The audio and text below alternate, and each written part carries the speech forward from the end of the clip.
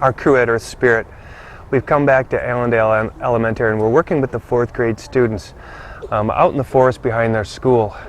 We had the pleasure of coming up and helping Marge Borchert and some of her dedicated staff cut a beautiful nature trail into this woods, which was previously unutilized, and now this really has opened up a whole new world for the kids to learn, explore, study science, and study nature.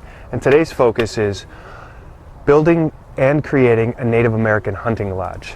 So in the autumn season during the Great Hunt, this was a time where the men would go out, build makeshift debris lodges out of what was in the forest, and use these as their hunting camps so they could simply bring back large quantities of meat before the winter set in.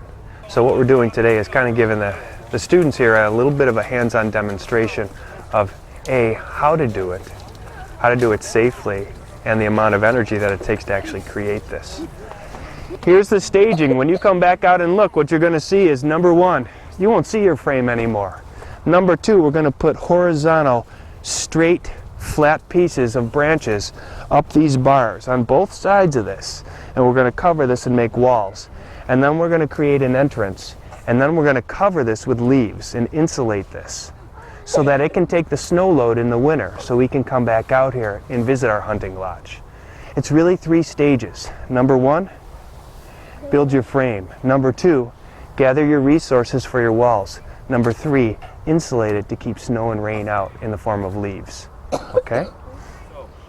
Our next step for this shelter, since we've placed the ridge poles and we tested the ridge poles already by dropping my body weight onto them. Okay, that's what I did. I dropped my bottom onto them, boom, as hard as I could, trying to break them. And if I can't break them, then that's a good sign. It means that they're strong enough to use in our shelter. The next step is for us to look over there, see the sticks? We need to start laying those sticks onto this shelter, and I want to start on the back side first, okay?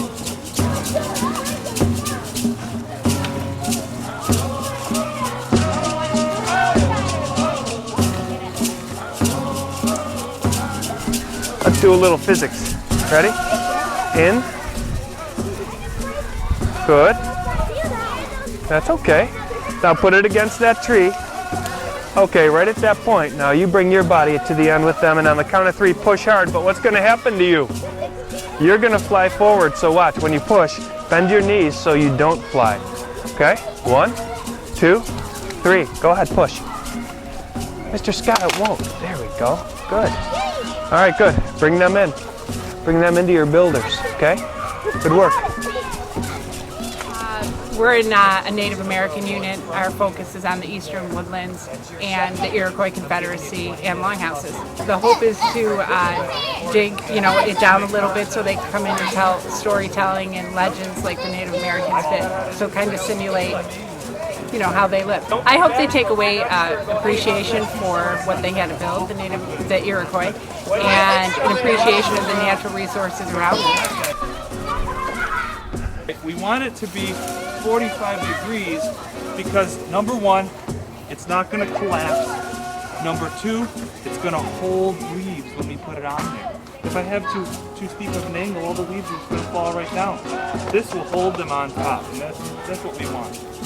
Velvety. It's kind of like the sides are slimy, the middle is velvety. Now it's a little bit different than a lot of mushrooms I see. This one is like flattened, plastered to the log, definitely decomposing. It's called a parchment fungus. Parchment, like a big roll of old paper.